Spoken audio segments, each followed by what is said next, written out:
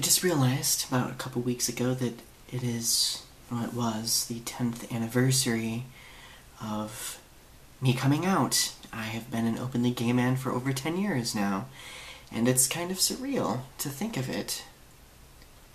I'm a very reflective person in the sense that I like to think of the person I was then compared to the person I am now. I like to look at how much I've grown, how much other people have grown, and I really like to think about how the community has changed since then. There have been many changes.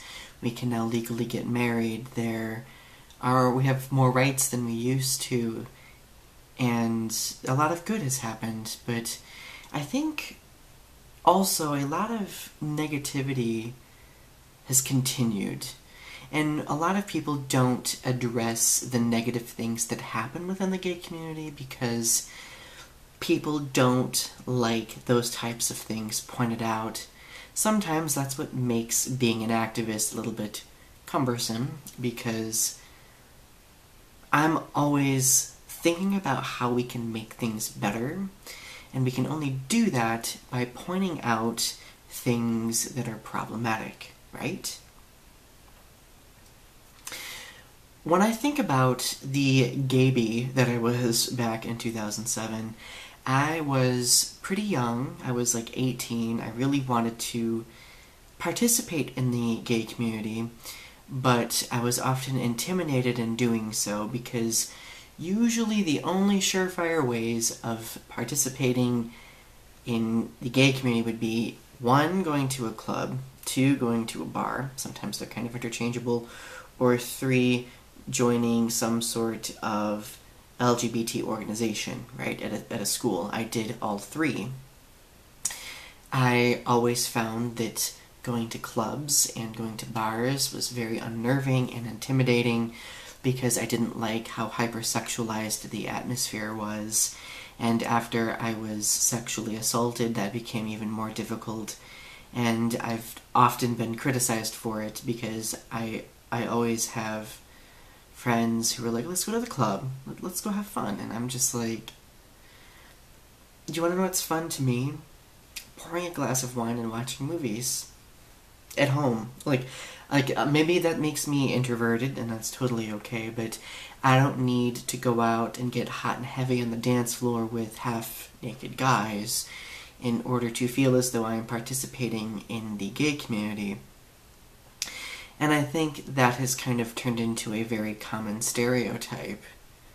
You know, people think that in order to meet other gays, in order to connect with them in some way, well, the only way we can do so is in the sexual sense, by either, joining a dating app or a hookup app like Grindr, or go to a club and, make out with 3 random people, which, not gonna lie, I've done before, and it's not necessarily something that I hated, but it's not necessarily something that I'm proud of, because really, yes, I had a very fleeting, in-the-moment physical connection with someone, but it wasn't a lasting connection that helped me feel as though I am connected to the rest of the community. And I feel like that a lot of younger gay men feel this disconnect because they aren't encouraged to go to things that engage them, like Pride,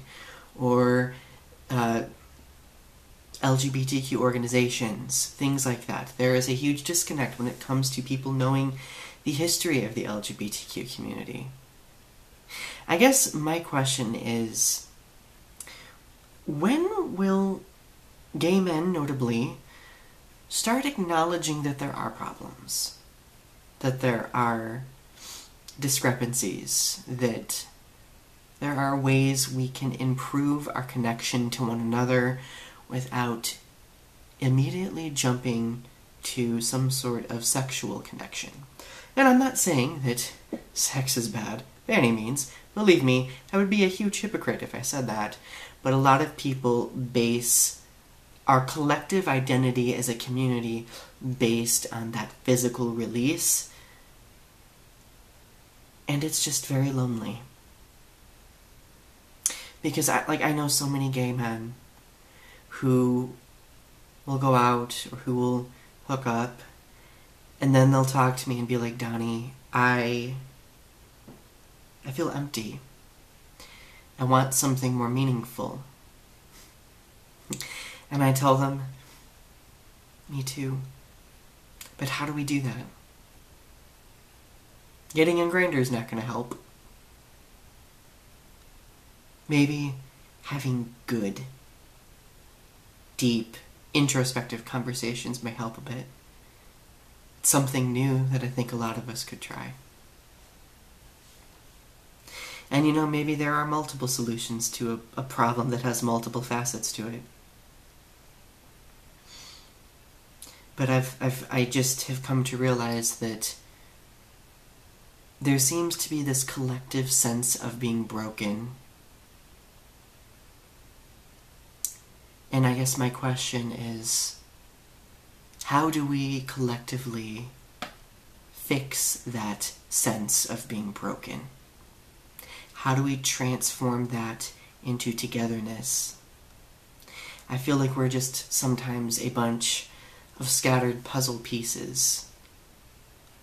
Maybe a couple pieces are put together, maybe certain corners of the puzzle are solid, maybe wedged in places they're not supposed to be in, but most of us are just scattered. We don't connect unless it's sexual, and I think that's really sad to me.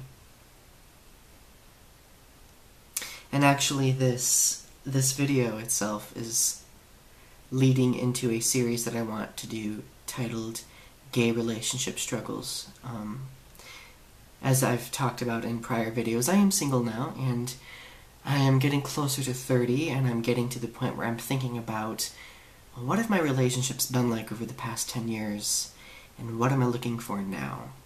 And I think that's another thing. A lot of gay men are not really willing to think about how our expectations change when it comes to relationships. Sorry. I know this video has just been a series of questions and points of contemplation, but I think they are significant points. So if you liked this video, and if you can relate to me, don't hesitate to subscribe to my channel if you haven't yet. Share your thoughts in the comment section below, and check out my social media pages below. And stay tuned for the first episode of Gay Relationship Struggles. On the outro portion of my video, you will be able to see different playlists that I have, or different specific videos similar to the subject that you may find interesting. So also, please check that out too. Thanks.